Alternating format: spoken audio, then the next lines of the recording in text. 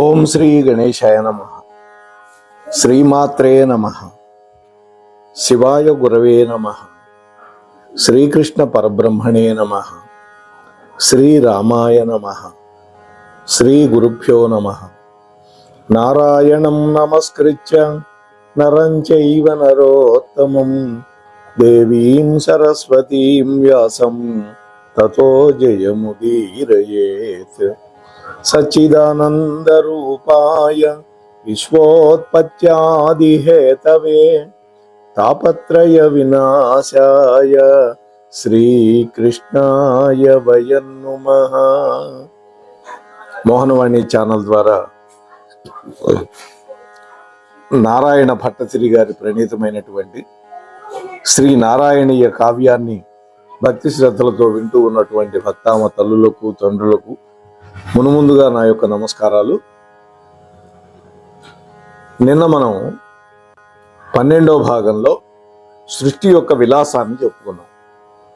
ఈ రోజున 13వ భాగానికి మిమ్మల్ని అందరినీ సాదరంగా స్వాగతిస్తూ ఉన్నాను.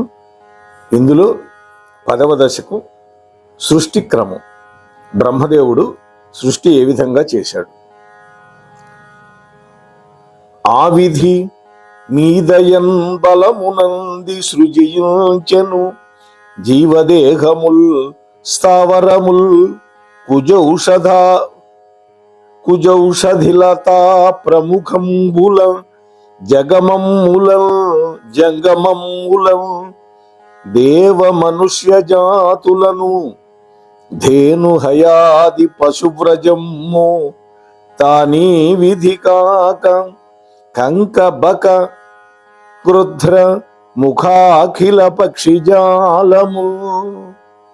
బ్రహ్మదేవుడు ఎవరెవరిని సృష్టించాడు, ఏ ఏ జంతుజాలాన్ని సృష్టించాడు అని ఈ పద్యంలో భట్టతిరి గారు చెప్తున్నాడు. కృష్ణ, నీ యొక్క దివ్య ప్రసాదం వల్ల, నీ యొక్క అనుగ్రహం వల్ల బ్రహ్మదేవుడు జ్ఞానయోగము, తపోయోగము, రూప కర్మ యోగాల వల్ల బలాన్ని పొందాడు. ఆ బలంతో స్థావరములైనటువంటి చెట్లు, అంటే కదలకుండా ఉండే వాటిని స్థావరములు అంటారు. అలాగే ఓషధులు, ఔషధి ప్రస్థమైనటువంటి మొక్కలు, మనకు ఆయుర్వేదం అంతా కూడా మొక్కల నుంచి, వ్రేళ్ల నుంచి, వీటి నుంచి వస్తుంది కదా, అవన్నీ. అలాగే జంగమములైనటువంటి గోవులు, జంగమములు అంటే కరచరణాదులతో ఉండేటటువంటి ప్రాణులు, అంటే నడిచేటటువంటి ప్రాణులు, 4 కాళ్ల ప్రాణులు, 2 కాళ్ల ప్రాణులు. మనం కూడా జంతువులమే. జంతువునాం నరజన్మ దుర్లభం అని శంకర భగవత్పాదులు గారు అన్నారు కదా.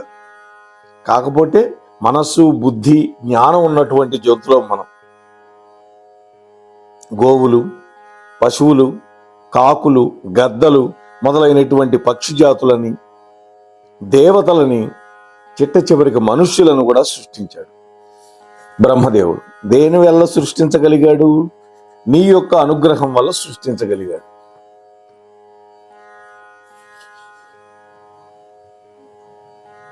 ఓ స్వామి, మిథ్యాగ్రహము అని ఇక్కడ ఒక పదం వాడుతున్నాడు. తన మిథ్యాగ్రహమస్మితామతియు అన్నాడు. అంటే ప్రపంచం ఆత్మ కంటే వేరు అనేటువంటి విషయాన్ని గ్రహించడం. అలాగే అస్మితామతి అన్నాడు. శరీరము మొదలైనటువంటి నేను అనుకోనటం. వాస్తవానికి ప్రతి వ్యక్తి శరీరం అంటే నేను అనుకుంటూ ఉంటాడు. అందుకనే రమణ మహర్షి నేను అంటే ఎవరో తెలుసుకోమన్నాడు. అలాగే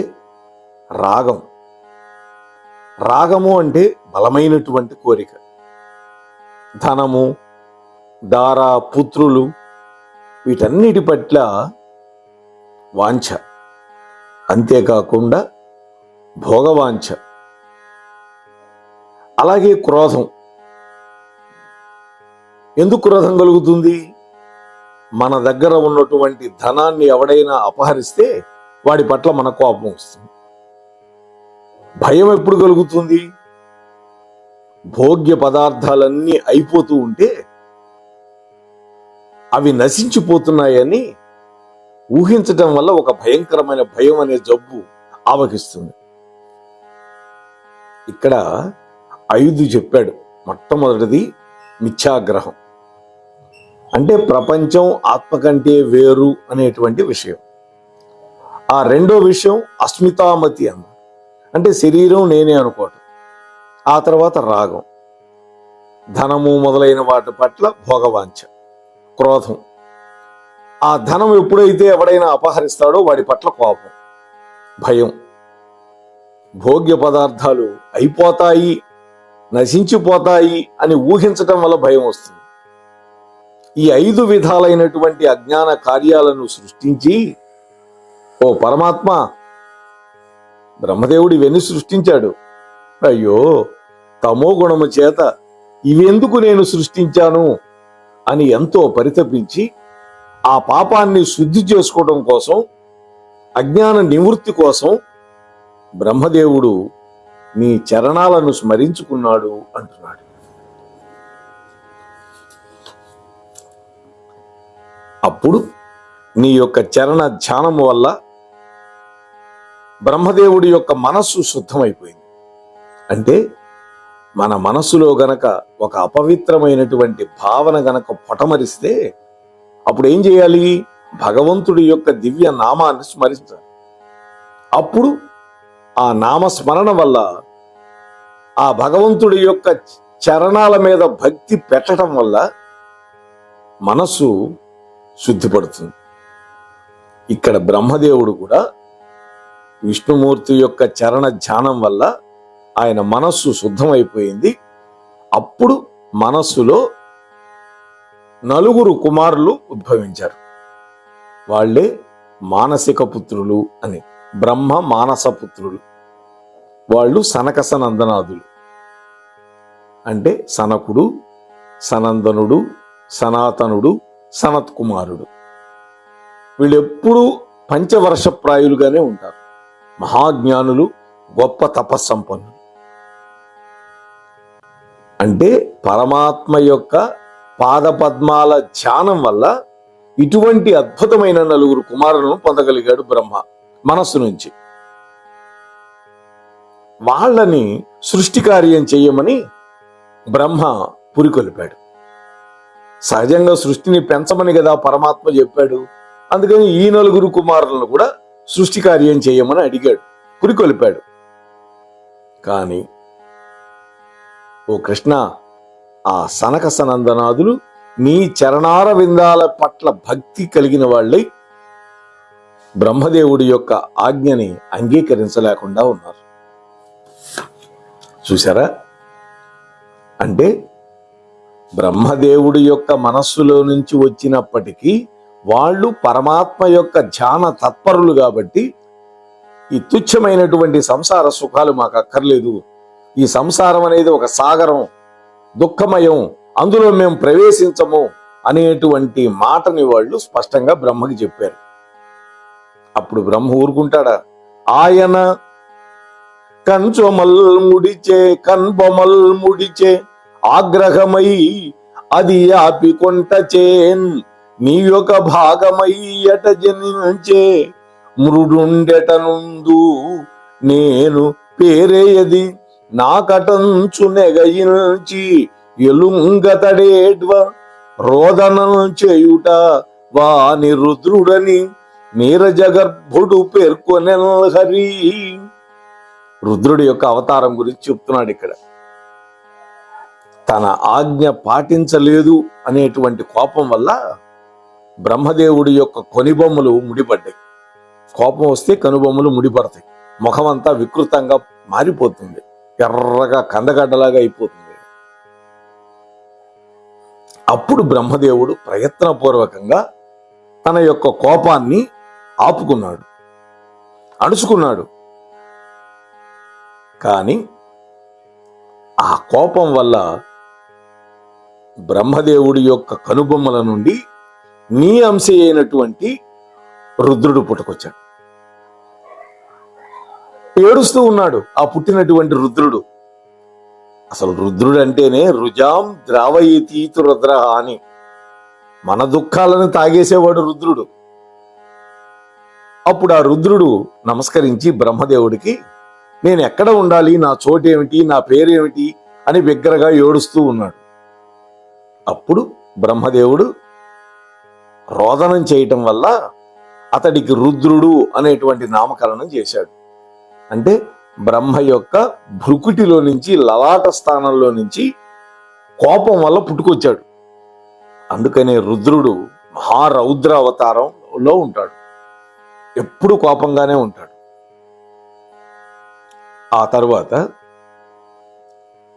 11 పేర్లు పలు రూపముల రుద్రుజేసి వాని కనుగు చేడియలను చేసి అన్ని ఇండ్లు చేసి నీ ప్రేరణ ప్రజల కనుమటంచు బ్రహ్మ పనిచే.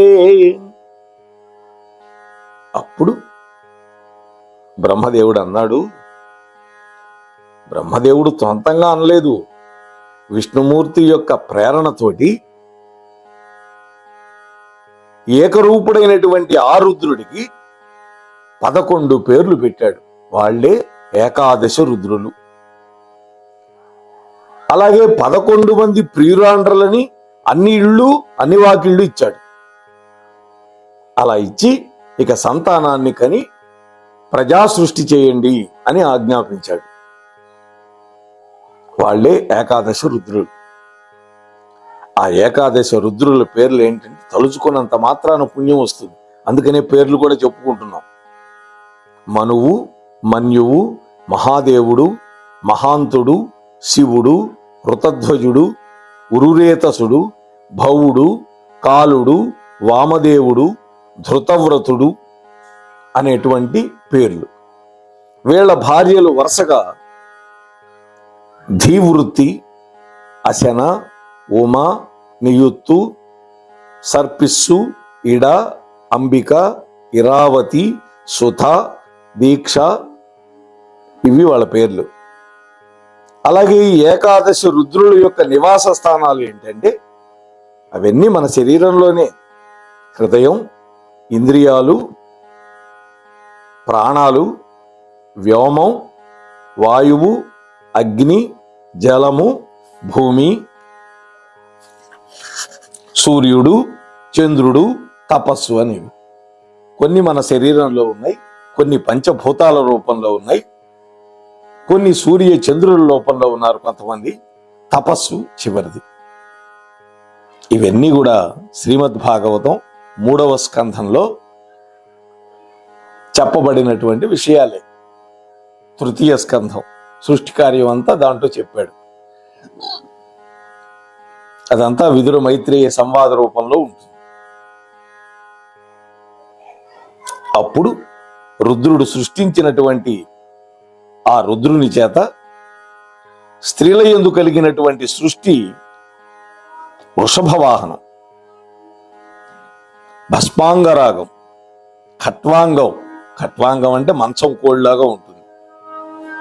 పరశు, హరిణి ఆడలేడి, కపాలము, చర్మాంబరము, సర్పరాజ భూషణం, అలాగే అగ్ని నయనాలతో కూడినటువంటి రుద్ర సంఘం వల్ల 3 లోకాలు నిండిపోయినాయి. చూసారా? రుద్రుడు, ఏకాదశి రుద్రులు, వాళ్ళ భార్యల యొక్క సంతానం చూడండి. మొట్టమొదట వృషభ వాహన, భస్మాంగరాగ, ఖట్వాంగ, పరశు, హరిణి, కపాల, చర్మాంబర, సర్పరాజభూషణ, అగ్ని నయనాలు, వీటన్నిటితో కూడినటువంటి రుద్ర సంఘాలు. అంటే ప్రతి రుద్రుడి యొక్క శరీరం మీద ఇప్పుడు మనం చెప్పినటువంటి చేతులలో గాని ఆయుధాలు ఉంటాయి అన్నమాట. అటువంటి వాళ్ళతోటి 3 లోకాలు నిండిపోయినాయి ఆ రుద్రుల యొక్క సంతానంతో. అప్పుడు బ్రహ్మదేవుడు భయపడిపోయాడు. వెంటనే శ్రీమన్నారాయణుడిని స్మరించుకున్నాడు. కృష్ణ, నిన్నే స్మరించాడు.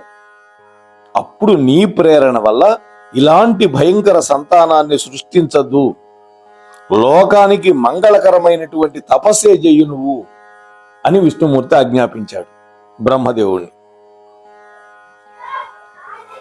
అప్పుడు తపస్సు చేయటానికి తండ్రి యొక్క ఆజ్ఞని తలదాల్చి బ్రహ్మదేవుడు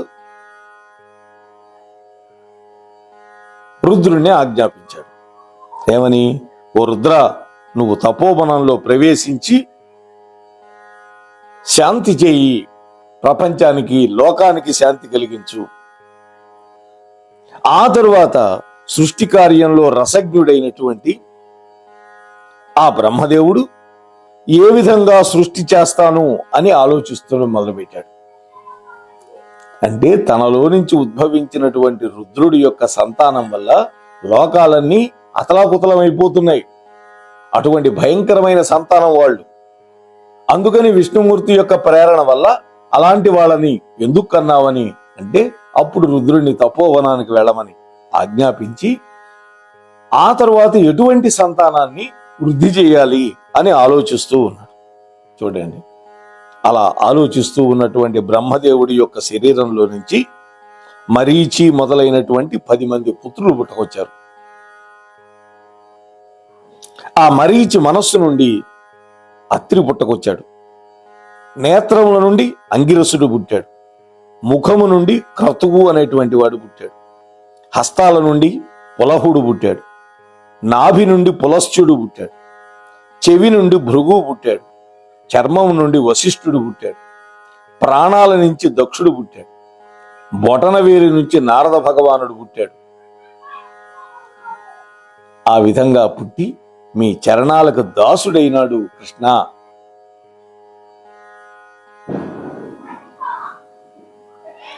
చూసారా, నారదుడు పరమాత్మ యొక్క దాసుడు, పరమాత్మ యొక్క భక్తుడు. కాబట్టి బ్రహ్మదేవుడి యొక్క వివిధ శరీర భాగాల నుంచి ఈ 10 మంది పుట్టుకొచ్చారు.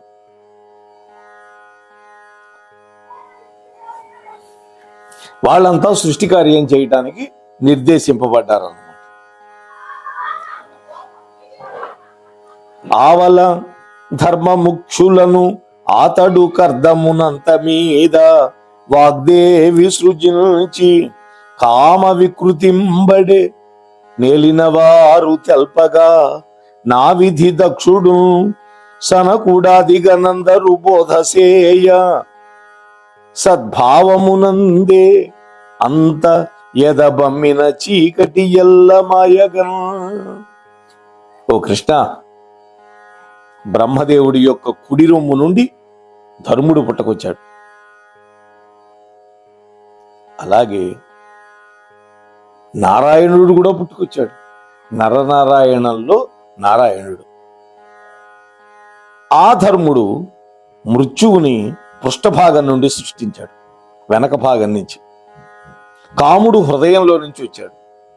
క్రోధం కనుబొమ్మల నుండి వచ్చాడు. లోభం పెదవి నుండి వచ్చింది. ఈ విధంగా వివిధ అంగముల నుండి ఆయా వ్యక్తులు పుట్టుకొచ్చారు. ఆ తరువాత తన యొక్క నీడ నుంచి కర్దమ మహర్షిని కన్నాడు. కర్దముడు ఆయన యొక్క పుత్రుడే కపిలుడు, కపిల భగవానుడు. ఆ తరువాత సరస్వతీదేవిని సృష్టించి ఆమె ఎడ అతడే కామవశుడయ్యాడు. అంటే బ్రహ్మదేవుడు కామవశుడైపోయాడు. అప్పుడు సర్వబుద్ధి సాక్షి అయినటువంటి ఓ కృష్ణ, నీ చేత తన తప్పు తెలుసుకొని సనకాదులు, దక్షుడు మొదలైనటువంటి పుత్రులు తన శరీరం నుంచి పుట్టిన వాళ్లే కదా, ఆ కొడుకుల చేత కూడా ప్రబోధితుడై అజ్ఞానాన్ని విడిచిపెట్టి అంతటితో విరమించాడు. బ్రహ్మదేవుడు ఆ తరువాత తన యొక్క 4 ముఖాల నుండి సర్వ విద్యలను, అలాగే 4 వేదాలని, సంగ్రహ రూపంలో పురాణాలని, అలాగే వేదాంగాలని, వేదాంగాలు 6 ఉన్నాయి. మీమాంస, ఛందస్సు, తర్కం, ఇటువంటివి. జ్యోతిష్యం కూడా అందులోదే. అలాగే ఉపాంగములైనటువంటి ఆయుర్వేదం మొదలైనటువంటి మొత్తం 14 విద్యలను సృష్టించాడు బ్రహ్మ తన యొక్క 4 ముఖాల నుంచి. అవన్నీ తన పుత్రులకు ఇచ్చాడు, ఈ 10 మంది పుత్రులకి. ఎంత చేసినా కూడా సృష్టి పెరగటంలా. అప్పుడు ఆలోచించాడు, నేనెంత ప్రయత్నించినా ఈ ప్రయత్నానికి దైవం గనక తోడ్పాడు లేకపోతే ఇది నా వల్ల కాదు అనుకొని, కృష్ణ నీ యొక్క దివ్య పాదార విందాలను బ్రహ్మదేవుడు ఆశ్రయించాడు. ఇక్కడ కొంచెం మనం వ్యాఖ్యానించుకుంటే,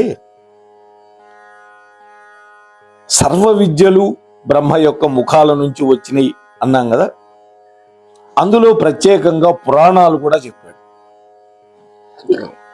కాబట్టి వీటన్నిటికీ ఉన్న ప్రాధాన్యాన్ని అనుసరించి 4 వేదాలు చదివిన వాడైనటువంటి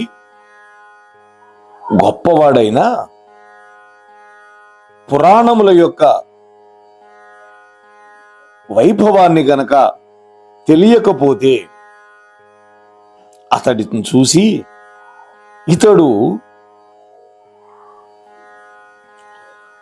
నన్ను తప్పుగా వ్యాఖ్యానిస్తాడేమో అని వేదాలు భయపడతాయి. అందువల్ల వేదం చదవాలి అంటే వాటికి ఉపాంగాలైనటువంటి మిగిలినటువంటి శాస్త్రాలు 18 పురాణాలని అధ్యయనం చేయాలి. అలా అధ్యయనం చేసిన వాడికి మాత్రమే వేదాన్ని చదివితే అప్పుడు అందులో ఉండేటటువంటి విశేషాలన్నీ వ్యాఖ్యానించగలుగుతాడు, చెప్పగలుగుతాడు. అలా చెయ్యని వాడిని చూసి వేదం కూడా భయపడుతుంది అంటున్నాడు ఇక్కడ. అంతేకాకుండా పంచమ వేదమైనటువంటి మహాభారతాన్ని కూడా వ్యాస మహర్షి చేత వెలయించాడు బ్రహ్మ. కాబట్టి బ్రహ్మదేవుడి యొక్క 4 ముఖాల నుంచి వెలువడ్డాయి. కాబట్టి వేదానికి, పురాణాలకి, అలాగే వేదాంగాలకి అంత ప్రాముఖ్యతము, ప్రాధాన్యత వచ్చినవి. అవన్నీ కూడా ఋషి సమ్మతంగా వ్యాఖ్యానించారు పెద్దలు. ఆ తరువాత తన యొక్క శరీరాన్ని 2 భాగాలుగా చేశాడు బ్రహ్మ. ఇప్పటి వరకు మైథున సృష్టి లేదు. అంటే స్త్రీ పురుషులు ఒక జంటగా ఏర్పడి భార్యాభర్తలై సృష్టి కార్యం జరగల. అందుకని ఏం చేశాడు, తన యొక్క శరీరాన్ని 2 భాగాలు చేశాడు. వాళ్లే మనువు, ఆయన భార్య. స్వయంభవ మనువు, శతరూప. వాళ్ళిద్దరు కుడి భాగం నుంచి స్వయంభవ మనువు వచ్చాడు, ఎడమ భాగం నుంచి శతరూపాదేవి మహా అందగత్తె ఆమె వచ్చింది. వాళ్ళిద్దరికి వివాహం జరిపించి అప్పటి నుంచి మైథున సృష్టి అనేది ప్రారంభం చేయించాడు బ్రహ్మదేవుడు. అటువంటి స్వామి, మీ దయ వల్లనే ఇవన్నీ జరిగాయి కృష్ణ. ఇంత సృష్టి కార్యాన్ని చేయించినటువంటి నీవు నా రోగాన్ని కూడా హరించి నన్ను స్వస్థత చేకూర్చు స్వామి అని ఈ చివరి పద్యంలో ప్రార్థిస్తూ ఉన్నాడు భట్టతిరి గారు. కాబట్టి మనం కూడా భవరోగాలని హరించేటటువంటి ఆ శ్రీకృష్ణ పరమాత్మ యొక్క దివ్యార విందాలని పట్టుకొని ప్రార్థిస్తే మనం కూడా తరించిపోతాము అని మీతో మనవి చేసుకుంటూ, ఇప్పటి వరకు ఎవరైనా సబ్స్క్రైబ్ చేయకపోతే ఈ ఛానల్కి వెంటనే చేయండి. మీతో పాటు కనీసం 4-5 చేత సబ్స్క్రైబ్ చేయించండి. ఈ అంశాన్ని 10 మందికి పంచండి. దానివల్ల 10 మంది కూడా ప్రయోజనం పొందుతారు అని మీతో మనవి చేసుకుంటూ, ఈ చెప్పినటువంటి నాకు, విన్నటువంటి మీకు, తమ ఛానల్ ద్వారా ప్రసారం చేసినటువంటి శ్రీ అక్కునూరి వారికి, ఆ కృష్ణ భగవానుడు ఆయురారోగ్యాలు, అష్టైశ్వర్యాలు, భోగభాగ్యాలు ఇచ్చి చల్లగా రక్షించుగాక. స్వస్తి సర్వేషాం.